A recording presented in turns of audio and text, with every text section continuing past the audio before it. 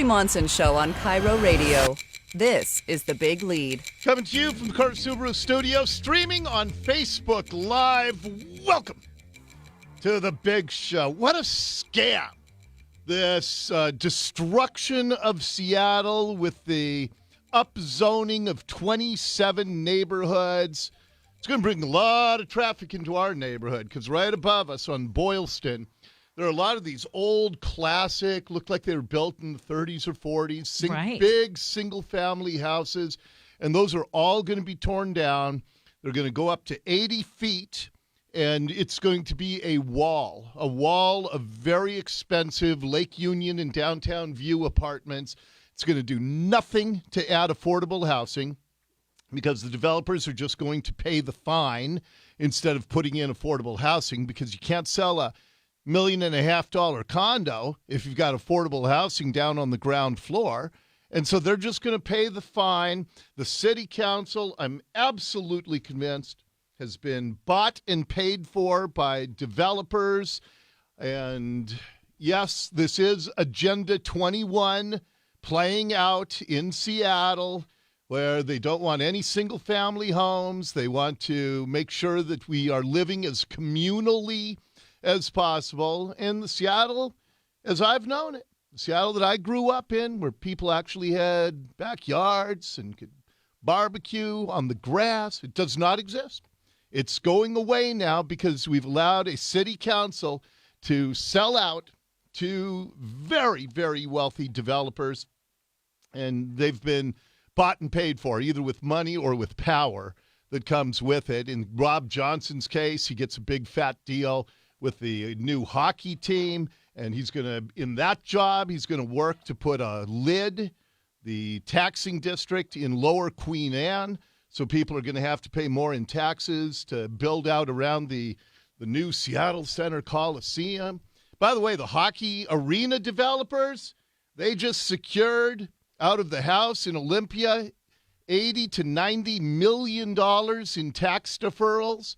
You know, they told us this wasn't going to cost the taxpayers anything, but the interest on $80 to $90 million is pretty real money.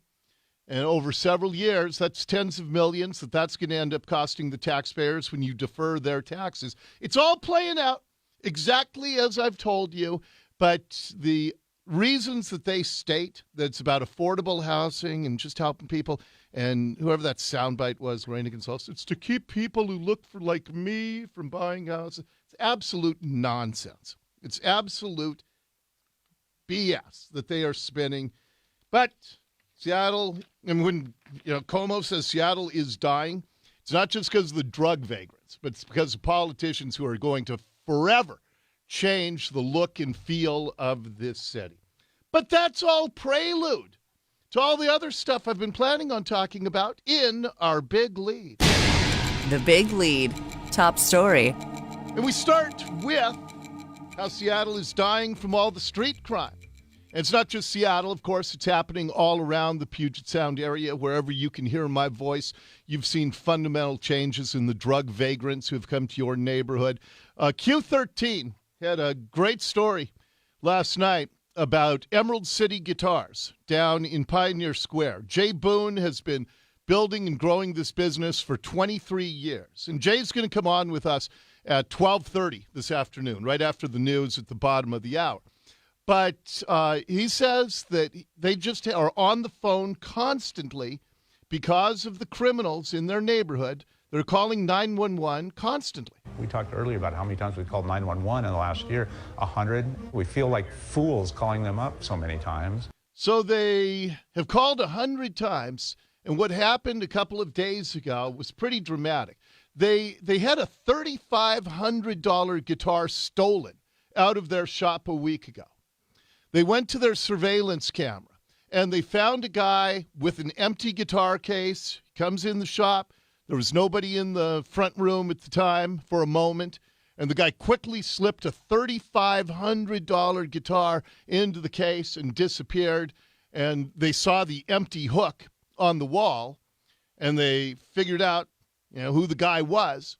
So then a couple of days ago, just a week after that theft, the same guy returned, no doubt to try to steal another. He jumps up, pulls a gun out of his pocket, starts waving it at us.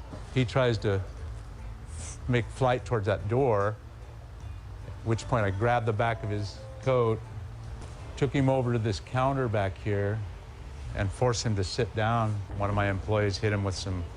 So Jay Boone, the owner of Emerald City Guitars, he told Q13 that after the guy pulled the gun, he then took off out of the store. The entrance with some bear mace over here, and then I gave chase to him. And that's when Jay Boone decided, I'm not going to put up with this anymore. And he risked his life by chasing down and tackling the gunman. I'm on top of the guy. He's face down. He's got the gun in his right hand, and he's trying to bring it around to my body. And I've got this hand kind of in his face, and he bites this finger here. He brings the gun up around my head, around here, and then fires a shot. And that's where they think the bullet went through this window right here. At that point, I just jumped away. So he thinks that the bullet the guy fired missed him by about 6 inches from hitting him in the head. And he said, yeah, I know I shouldn't have chased a armed robber. I'm appalled, I'm angry, I'm frustrated about what's going on down here and in our city in general. And Jay's son, blamed the politicians, our city officials. There doesn't seem to be anything happening in any leadership role, from the governor to the mayor to the city council, and to change anything. I mean, it's getting worse. They keep talking about throwing money into this, and it's absolutely getting worse. It is. It has gotten to a critical breaking point. Seattle is dying. We have corrupt politicians who are destroying any semblance of this being a single-family neighborhood city because the developers have been able to buy off the city council. And then you have the criminals that are taking over the streets. And it's absolutely ridiculous that we have allowed this. But we have allowed it because of who people have voted for, who the voters have put in office. We've put in the most clueless people imaginable and the most corrupt. This is an absolutely corrupt city council.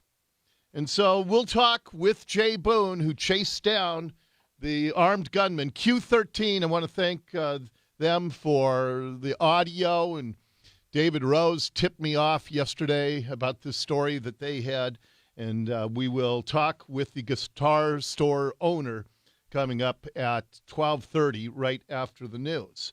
Up next in the Big Lead. The Big Lead, big local. And then you have what happened not far from Pioneer Square. King County prosecutors have charged a 34-year-old man, Jonathan Wilson, with attempted assault after he tried to throw a stranger woman off an I-5 overpass earlier this month. This was on March 11th. The woman was just on her way to work. And that's when this 34-year-old guy with a long criminal history, he pushed the woman against the railing of the I-5 overpass. It was 40 feet down to the freeway where rush hour traffic was flying by.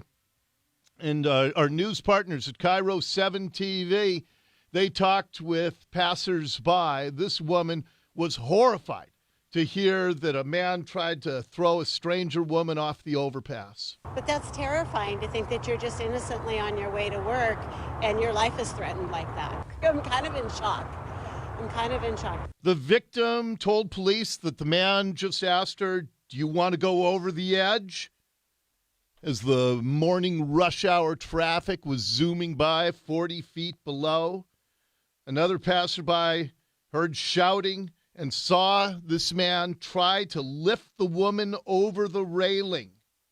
And that's when this Good Samaritan stepped in, pulled the woman away from the man, and then the man shoved the Good Samaritan and stepped away. Good thing he was there. I'm pretty sure he was probably scared, too, because he could have threw them both out the bridge. Now, here's where this goes on our prosecutor. The man accused of trying to throw a stranger woman off the overpass This was his fourth arrest for assaulting strangers in the last 7 months. All of this since September. But the city dismissed the charges in the other cases. Why? Because they believed his mental health status would make it impossible to prosecute him. I want you to think about this for a minute. So, our city prosecutor, he loves the weed, you know.